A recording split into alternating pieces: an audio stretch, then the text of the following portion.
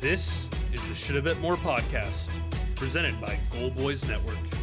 Here's your host, Will Hill. Welcome to the Shoulda Bet More podcast, presented by Gold Boys. Coming up on the show, Doug Kezirian of Only Players, formerly of ESPN, will join us. We will talk some NFL. Week 2 is in the books, almost, as we are recording this. Sunday night game being played right now. We got Monday night game tomorrow. I'll talk about that in a minute. But a wild day, a typical NFL Sunday where as soon as the games kick off, you're sitting there for a half hour, an hour, and you quickly realize, man, none of us really know anything about this league. And I think that was the theme of the day. If you're in one of these survivor pools, there's a good chance you're not in it anymore, because all of the good teams, and I think this is how I would phrase it, this just might be one of those years where all the teams we think are elite or the contenders, there's just nobody that's that good, that's that dominant. When you look at the Cowboys losing, and I'll get to all these games in one form or fashion or another. Cowboys not just losing, but getting absolutely buried by the Saints, like eerily similar to that Packer game in the playoffs last year. 49ers losing pretty convincingly to the Vikings. I know it was only a 6-point final, but the Vikings were in control throughout. The Ravens blow a 10-point lead. Boy, the Ravens blow a lot of these. A 10-point lead at home to the Raiders, where they're a 9-10-point favorite. I think they closed the 9-point favorite. At home to the Raiders. You're up 10 in the fourth quarter. You can't put that game away. The Raiders beat the Ravens.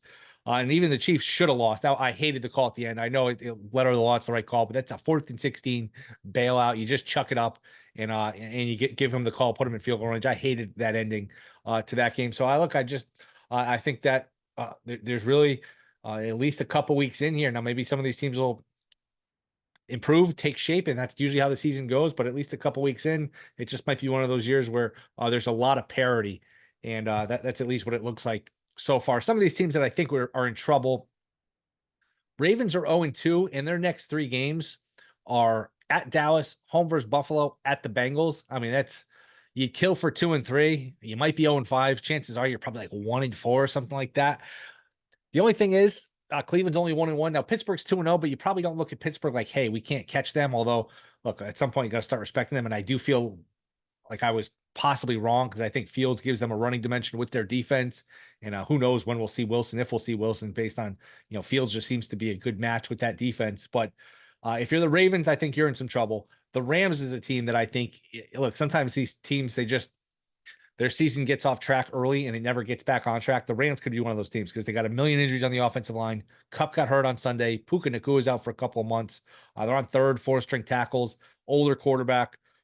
Last year was a year where I think a lot of people thought, hey, this could be a reset year for the Rams, maybe get a draft pick and get their quarterback of the future. They made the playoffs, and they made the playoffs last year, and I think a lot of people figure they just duplicate that this year. This could be the reset year where, who knows how long Stafford can stay healthy behind that offensive line. They got buried 41-10 to Arizona. So some of these teams I do think in trouble. Rams, Jaguars with an awful, not an awful loss, but a bad loss at home to Cleveland, an awful loss last week to Miami, and they're quickly 0-2. They have a tough schedule, and when you couple that with the collapse last year of being 8-3, Peterson's a guy that could be in some early trouble. So those are a few teams that I think I would have some concern about. Colts with a terrible loss in Green Bay. You can't lose to that quarterback. Now they are 0-2. So that's the negative. A few of these teams on the other side of the coin that think are looking like they're going to be a little bit better than we might have thought. The Saints 2-0. Again, give Aaron Schatz credit. He was on during the summer and said the Saints and the Patriots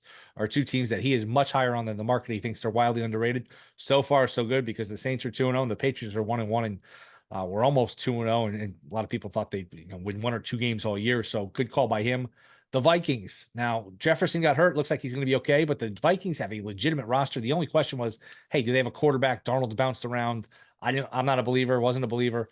I'm starting to believe at least a little bit that, hey, he could be competent. And with Jefferson, Addison's hurt, Hawkins is hurt, but they have a good running back. They have a good offensive line. They've got some pieces on defense, and they've got a good coaching staff. So maybe Minnesota can sustain this and at least, flirt with a division, be a wild card team around 9 wins. So Minnesota with a good performance against San Francisco. And again, they were up 20-7. Now I know they got a blocked punt, so that changes things here, but they were up 20-7 going in, about to make it 27-7. They fumble. Next thing you know, 49ers make it close, as those things tend to happen when you fumble like that going in. But Minnesota is able to hang on. They really moved the ball up and down the field on San Francisco, got stops when they needed to, pressured Purdy. So Minnesota, a positive. The Saints, a positive. Chargers here at 2-0 are some of the teams. Now, the Chargers haven't beaten anybody, and my goodness, how awful is Carolina? I know, we had people on this summer, and smart people too that thought Carolina better coaching staff. They can be improved. They are not improved. They are just as awful as they were last year. So that is a awful team. I don't know how that team wins, more than 2 games. I know it's only week 2, but hey, you play football like that. I don't know who you're beating. So Chargers 2-0, Vikings 2-0, Saints 2-0. As these teams start to take shape a little bit. Jets beat the Titans, a game they desperately needed. They were fortunate to, I wouldn't say fortunate to win, but definitely fortunate to cover. And I know that's as somebody who had Tennessee.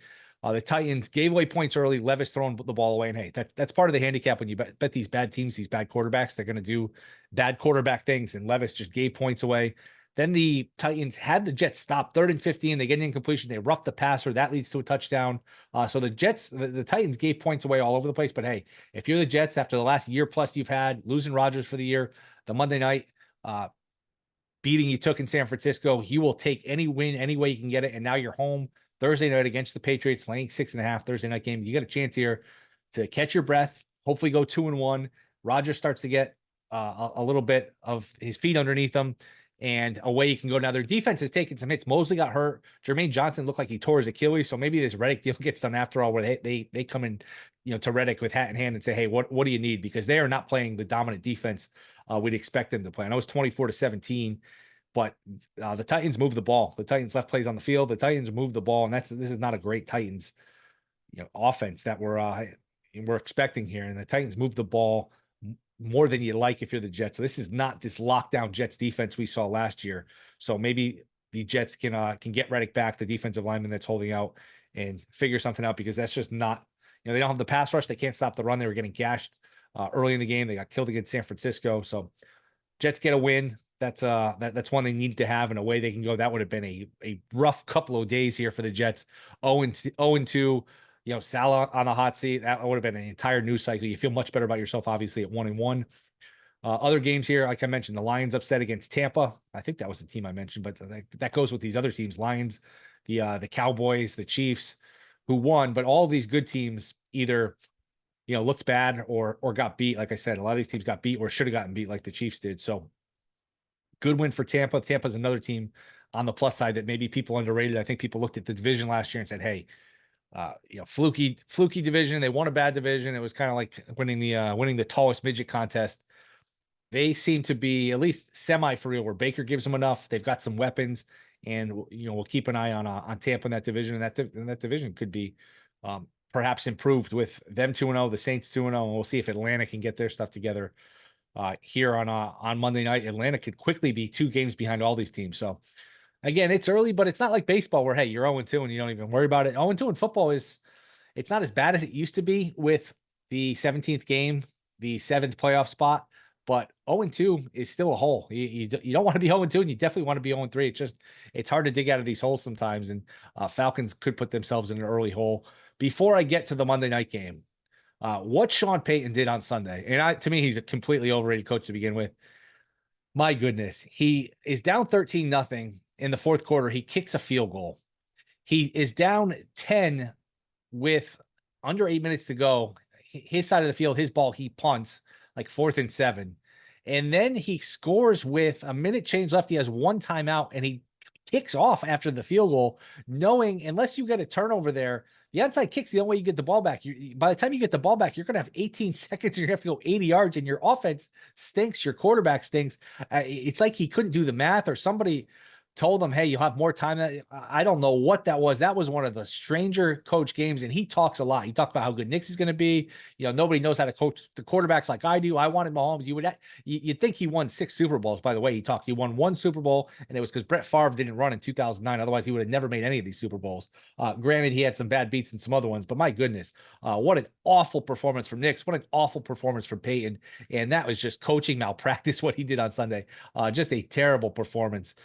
As I mentioned, the Steelers, look, they're going to be better than I thought because they got a good defense. Fields can run a little bit. You can't put Wilson back at quarterback because I just think that was a blessing in disguise here with Fields, because he can just give you a running dynamic. You can run the ball, keep the ball on the ground, keep the clock running, and get to your 13, 17, 18 points, whatever it is, and just hold down bad quarterbacks, and you're gonna win a lot of games. Now the quarterbacks are going to get better at some point, but you can win a lot of games with this style, and I just don't think I don't see how they put Wilson back in. Fields can Fields is okay. He's not good, but he's okay. And he meshes well with this defense where it's a low bar for the quarterback play because the defense gives you so much and he can just run around and it's really a good fit. And who knows, 2-0, they get the Chargers this week. It could be 3-0 and it's more Mike Tomlin voodoo magic. Now there's no upside. This team's not going to a Super Bowl, winning a Super Bowl. This is not a contender, but better than I think. Absolutely. This is a team I thought was going to win maybe 5-6 games, maybe even less than that. And I was assuming Wilson was going to start, and I didn't think Fields would come in and be much better, but I have to admit it's been better than I looked. And Tomlin, say what you want, he is a very good regular season coach. He hasn't done a lot in the playoffs in a very long time. And even when he had good teams, he didn't do much in the playoffs, but he is an outstanding regular season coach. So that is the football. We got a Monday night game, Falcons and Eagles. I will lay the points with Philly. I want no part of Cousins. He did not look mobile last week. He did not look like he had any juice on the ball. Him in Philly, primetime game, raucous crowd. I want no part of him. I know it's square, but I will lay the points here with Philly. So fun day of football, crazy day of football. Really. It's just, it's one of those typical NFL Sundays where, none of us know anything. You throw all these games, this game's a win, that game's a win. There are no sure wins in the NFL. It's an old saying that in any given Sunday, and that certainly proved to be the case this week, where a lot of upsets, a lot of money line parlays getting blown up. I'm sure the books had a very nice day on Sunday. So we will discuss this and more with Doug Kezirian. That is next. This is Shoulda Bet More podcast. All right, we are back. Shoulda Bet More podcast. You can catch him onlyplayers.com, right? Remember him from ESPN, first-time guest, long overdue. It is a great Doug Kezirian. Doug, what's up, man? Thanks for coming on. How'd your day go? Good to be with you. It was another eventful day in week 2 of the NFL. I would say it was a friendly reminder that this is why the books have the highest limits on the NFL. And this is why the sharp money is sharp, because the public got massacred. Survivor leagues had some carnage as well. And, you really got to just hold your nose and go with some of the ugly dogs sometimes, because they definitely were barking today. Absolutely. I guess I'll just leave it up to you, open-ended here. What's your biggest takeaway? Any team you feel differently now 2 weeks in that you did before the season? Yeah, a little bit. I think the Steelers is probably, because they've forced teams to play their way, and the offense is just enough. Like Fields, I was not a big fan of. I was not chugging the Kool-Aid like everyone was in Chicago off after a preseason of facing vanilla defenses. And then he's showed me a little something, and he's doing just enough. He's kind of like almost like Baker Mayfield was when he went to the Rams, and then early on with the Bucks. Just don't try to be the hero. Just do what the defense gives you. And he's relied on his legs a little bit. And then obviously that defense is top notch. So I'm pleasantly surprised by the Steelers. Now, they haven't faced the toughest opponents, but that was a team I was not really buying going into the season at all. And now I think, with elsewhere in the division, we thought this division was so tough. Cleveland's got its issues, right? Although a surprise win today. Cincinnati slow starting, all that. And then the Ravens had the offensive line issues that we really saw in the opener. So heck, Steelers might be the team to beat, and they were considered long shot. But more importantly, my takeaway from a handicapping perspective was, teams don't go undefeated, and it really is about effort and situational spots. And as soon as the league went to 18 weeks and one bye week in each conference, I thought, it's not going to be load management like the NBA, but there is definitely a marathon, not a sprint. And we see teams much more, want it more. I think like the Bucks is a great example today. You have the Lions coming off the big emotional win, Sunday Night Football. Everyone's talking them up, and the Bucks trying to, undo a playoff loss from a year ago. They were clearly more invested in that game. Yeah, and I'm with you on Pittsburgh. I was down on them. I thought no quarterback, tough schedule, and that might still be the case. Maybe the schedule still gets them, but you never know how these schedules play out long term. And maybe it was a blessing in disguise with Wilson, because I don't know how you put him back on the field, and he gets a calf injury, and he's a sitting duck back there. Granted, it didn't take a lot of offense to win these games, and it would have been the same style with Wilson, but he doesn't give you that running aspect anymore that Fields gives you. I don't. When Wilson's healthy, Fields is going to get a little bit of a leash here to play a little bit until he plays poorly, and at least gives Tomlin something to think about. I don't know how you put Wilson back on the field as of now. No, you can't. And look, I'm not in that locker room. I've never met Russell Wilson, but I can't imagine they like him that much. Like Fields is a much more of a likable guy and a locker room guy, whereas I think someone's tweeted it last week. Russell Wilson was in full pads and not active for the game. Someone said, like, there's nothing more Russell Wilson than that. So not to pick on the guy, because again, I've never met him. He's never done anything wrong. He's just a little bit of an oddball. Yep, and you think about the average age for an NFL player, it's mid-20s, Right. late 20s. Fields is a younger guy. Wilson's in his mid-30s, so there's probably a little bit of a disconnect there too. How about the teams off to bad starts? We'll throw the Bengals in there, and they got a tough call. I know it's probably the right call, but that, man, it was a tough ending for them. Ravens 0-2 with a tough schedule coming up. Jags 0-2 with a tough schedule coming up. Any of these teams that are off to slow starts that you're legitimately concerned about going forward? I would say the Jaguars, because they've never done it. Like the Bengals are now, what is it, 1-11 or something in weeks 1 and 2 in the Zach Taylor era. So in the first 2 weeks of the season, they've won once. But it's hard to knock them because they always figure it out by the end of the season. And today they obviously played really well. They just happened to be playing the Chiefs at Arrowhead. But they're a team that I'm not like punting on per se, because I understood their slow start. But I don't believe in some of these teams. I mean, even the Jets who won, they're not a contender to me. I don't think Aaron Rodgers is. He reminds me of the last season in Green Bay, not his MVP seasons late in his career. So they could get it done with defense. I'm just not sold on them. But the Jaguars, I think, the AFC being as competitive as it is, like there's legit concern. I think the Colts, like I didn't expect much from them this season because I expect Anthony Richardson to get hurt the way he plays. So not really, there's not really a big adjustment in my head on them, even though they're 0-2. And, the Raiders with the late comeback, I still don't think they're very good, but they're going to have games like that for sure.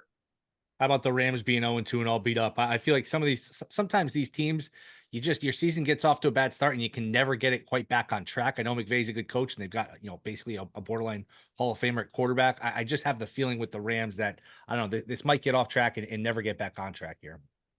I agree. I was big on the Cardinals today as one of my top plays, just because the cluster injuries, things like that. And that was an emotional game last week. I think we'll learn a lot more about the Rams if they ever get a little healthy. But they had the least margin for error of all these teams that were getting talked about for the postseason. And that they might have kind of spoiled that. But this was an ultimate like throwaway. I thought the line would be 3. I thought Cardinals are kind of tough at home. They're well coached. They got some weapons, and then Kyler Murray's obviously can be a difference maker. And again, the Rams, you saw it at the end of last week. I mean, the Lions just marched down the field in overtime, and you mentioned the injuries. That's a big factor. So I think the Rams had, no margin for error, and they might have squandered that. How about to the positive here? Vikings 2-0, impressive win. Really could have won by more. I know they got a block punt, but they were up, I think 20-7, about to go in for a touchdown, make it 27-7 fumble. Game got a little dicey, but that was a legitimate win against San Francisco. Bucks now 2-0 with a nice win at Detroit, as you mentioned. Chargers 2-0, haven't beaten great teams, but any of these teams to the positive, they say, all right, I have to readjust my rankings, or this could actually be, a playoff team that makes a deep run where I didn't expect that a couple weeks ago.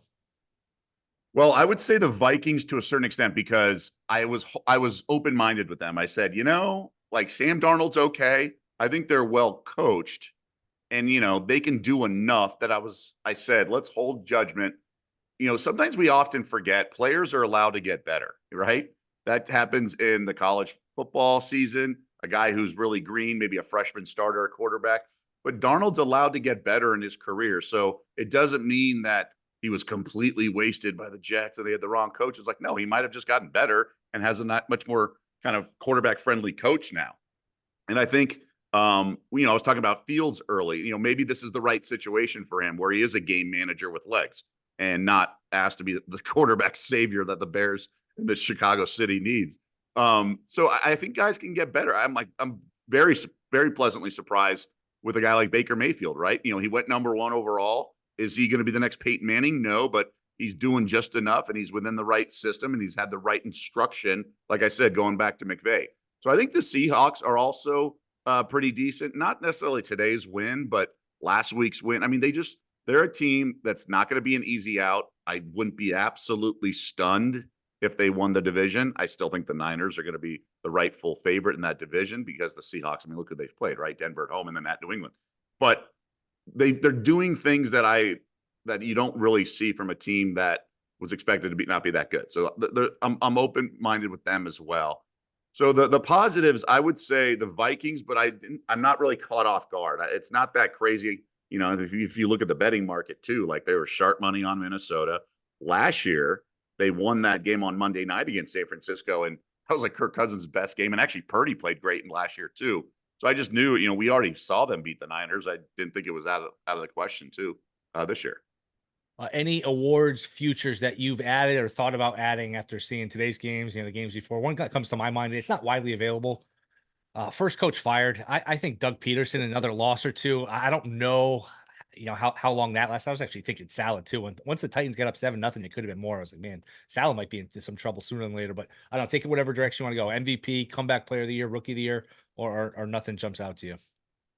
These one-way markets, I'm kind of annoyed because the world has made it a big focal point, and so the books are making it sort of like the square thing, and they're like doing it tough, and they're paying attention now instead of just putting these rogue things up there. I think Saleh should be the first coach fired. I don't think he's good. I don't think he's the answer. I don't think you win with him. I mean, it's just one of those things. He's never going to be the reason you win.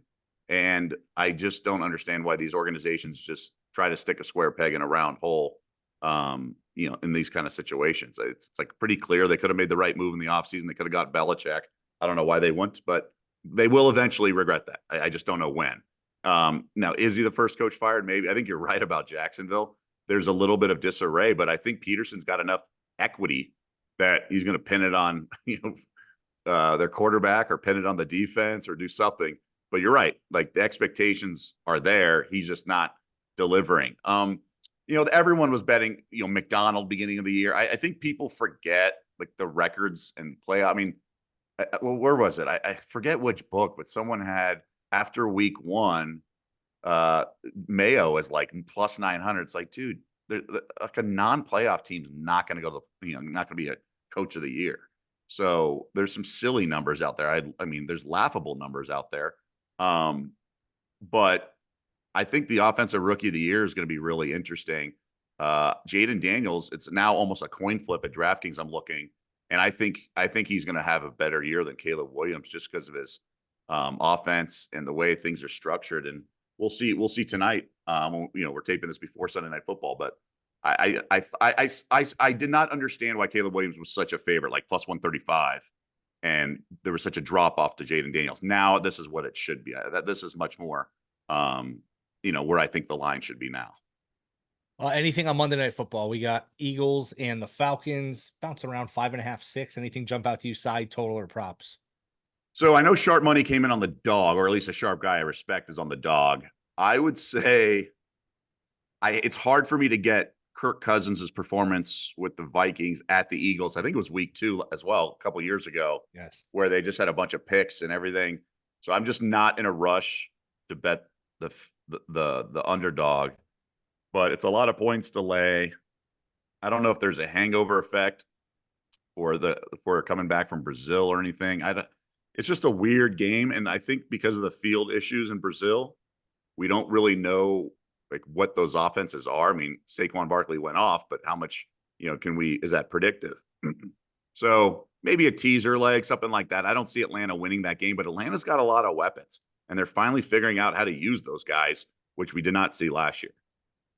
Yep, it's actually the third year in a row Cousins has played on the road in Philly week 2. Last year, remember, it was the Thursday night game. Remember, Jefferson lost the ball out of bounds near the pylon. He actually played pretty well, but 2 years ago, it was a nightmare. They ate him alive. And yeah, Cousins did not look good in week 1, not mobile, can't do the play action. So Philly off extra rest. I get it's a lot of points, but I probably only look towards Philly. Any props, or do you want to move on to next week?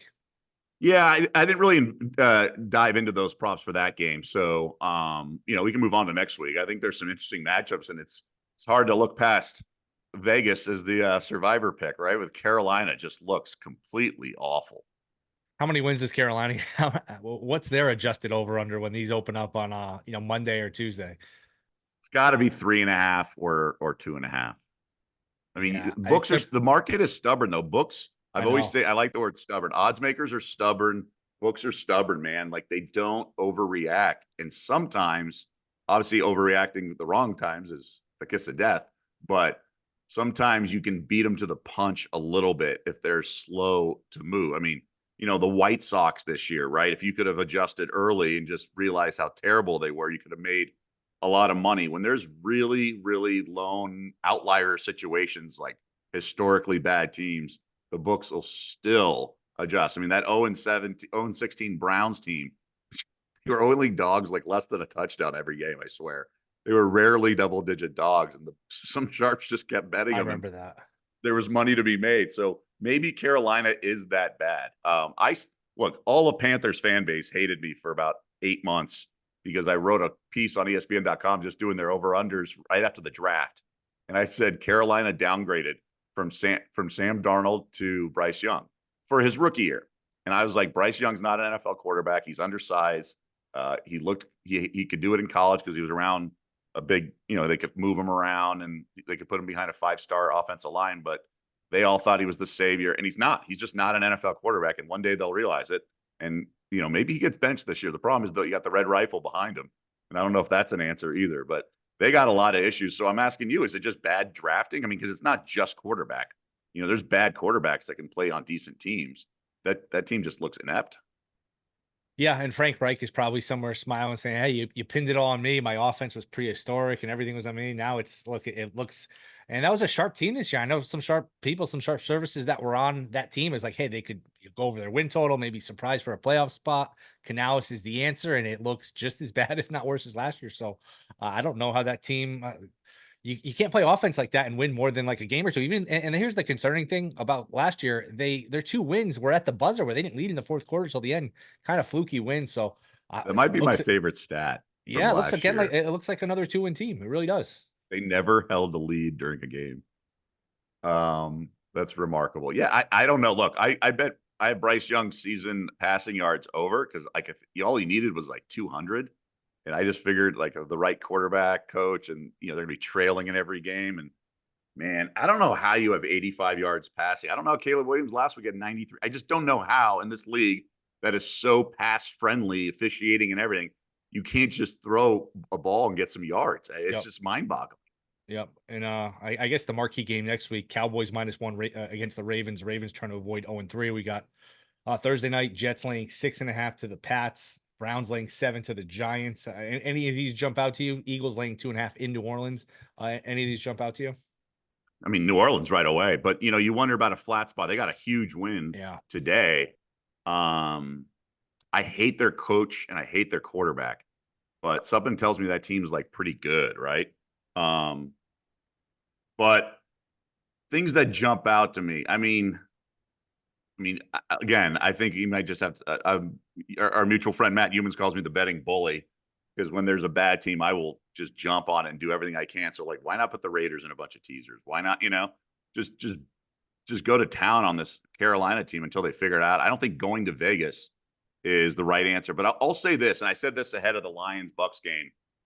Young teams that are trying to get over the hump, so to speak, one of the hardest things to do in all sports is win when you're expected to win and play with success and continue to come out. That's why I give the Chiefs so much credit. It's because they continue to pump out wins. I mean, even the Cowboys, 3 straight 12-win seasons, it's hard when everyone's getting your best shot to keep produce. And Detroit isn't quite a mature team enough to win and then the next week get up for another game. They were excellent last year off losses. I think they're like 7-0 going back to Dan Campbell's first year off a loss ATS. Like they kind of feel themselves a little bit off a win. And then once they get hit in the mouth, like today, they're usually a team that, because they have so much talent, like they get up and they're like focused all week at practice. They're minding their P's and Q's. They got a little attitude adjustment with the loss today. So next week, going to Arizona, I like Arizona. So, but I would love it if Detroit was off a win. I'd be taking the points there. So moving forward, so there's other teams off big wins. Can they do it? Like New Orleans, Minnesota at some point is going to lay an egg. I don't know if it's next week, but things like that, teams playing with leads. So that Steelers Chargers game is going to be really interesting. Both teams 2-0. Low total 37.5, but I get it. So just though that's the situational handicapping that you and I both, obviously know about. That's what's really important in the NFL is which teams are mature and professional enough to get that done. Last couple before we get you out here. Did you have a problem with the pass interference in Chiefs Bengals? Not really. I mean, I do, but I don't. It's like that's what it is in the NFL, and that's where we, you know, I kind of expect these kind of silly things, right?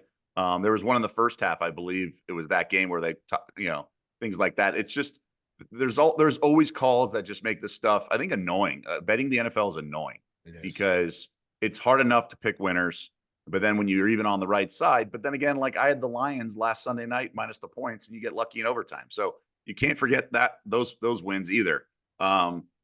It's just what it is. It's what this league. I've kind of like, I wouldn't say I've lost my sports fandom, but my level, I'm much more even keel, and I'm all business when it comes to this stuff. I kind of try to just take it all in stride and not celebrate, not get mad. Just, it's just one of those things, it's almost like Billy Matt or Happy Gilmore in the batting cage, just taking the balls off the chest. Like you just only the strong will survive. You just got to take it and weather the storm and keep going. I mean, it's early, obviously, but it's 2 weeks of data of sample sizes. Is this just one of those years where there's no great team, and the teams we think are good are going to look bad the next week? Is it shaping up to be one of those years in your mind? Yeah, I mean, I think those teams that have been great per se have kind of bottomed out and hit a wall. I mean, look, any of the, like 5 plays went against the Niners in the Super Bowl, but they would have been one of those teams where it was wire to wire. They're awesome, blah, blah, blah. But the Ravens, I mean, coming off that kind of success and then flaming out again, they're in no rush to dominate the regular season again. So these teams have seen, they truck teams and then they flame out. And so but it's also, league of injury, that injuries matter way more, like offensive line injuries matter more than a running back, stuff like that. And you just got to be, play amateur psychologist and pick the team that's going to be up for a game. I mean, obviously looking at the final results, and we have the next day's newspaper, certain outcomes of ATS make sense, right? Like the Bucks today I was talking about. So just fast forwarding that to next week, it's going to be interesting to see if they can sort of take care of their business again. But that's a big win. But gosh, they're so much better than Denver. Like -6.5 in the Florida, humidity is really a bet that I want. But it's just the worst spot, like for them, right? Can they channel that success? Maybe they can, but man, like but to your point, the original question is, I don't think there's any dominant great teams. I don't think we're going to see a 9-0 start like we did Philly last year, or whatever it was, 10-0, 11-0. I don't think we're going to see that at all. I think these teams are much more level, and I don't think there's dominant division champs. I mean, I was even talking Seattle's going to give San Francisco a run for its money. Going to be hard to pick winners. It's going to be hard to it's going to make for a fun year. It's going to make for a challenging year, but that's why we love the NFL. We sit here for 18 Sundays and just pull our hair out when we do it again the next week. So Doug, I appreciate it, man. Let everyone know where they can find your stuff. Thanks, man. I appreciate it. So on social media at Doug Kezirian, both Instagram and Twitter mostly, but onlyplayers.com, you mentioned it. We're trying to be a little innovative with the betting space, not just content, but some other stuff, thinking outside the box. I do Zoom calls with people and things like that, where I'm trying to, people want to glean wisdom, and they can do it obviously in conventional content platforms, but there's other ways to do it. So it's fun. And then we do 60 to 90-second videos on games. Hopefully I don't sound stupid once the game is over and you're like, wait a minute, that was 90 seconds of being on the wrong side. But no, it was fun, and we're continuing to think outside the box, like I said. Doug, appreciate it, man. We'll have to do this again soon. Thanks for the time. Yeah, man. Thank you. All right, that'll do it. Thank you to Doug Kezirian. We will be back Wednesday. Rate, review, subscribe. See you Wednesday.